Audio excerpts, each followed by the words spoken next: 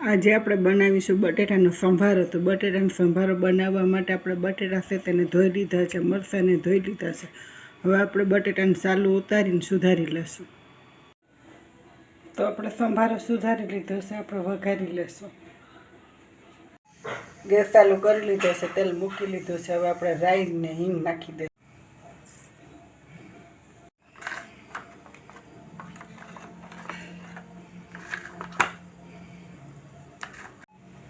રાઈ આપણે નાખી દીધી છે, હિંગ નાખી દઈશું.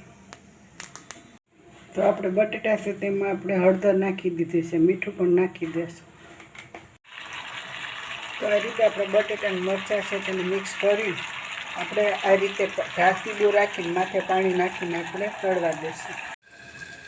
ત્યાર પછી આ રીતે આપણે સંભારાને ઢાંકી દીધો છે. આપણે થોડુંક પાણી ઉપર મૂકીને વરાળમાં સળવા દઈશું.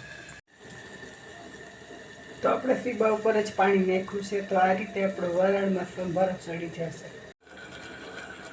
તો આ રીતે આપણે પાણી નાખી દીધું છે. 5 મિનિટમાં આપણો સંભારો સળી જશે. બટેટાનો સંભારો, ખીચડી, રોટલી ને છાશ. તો આ રીતે આપણું જમવાનું તૈયાર.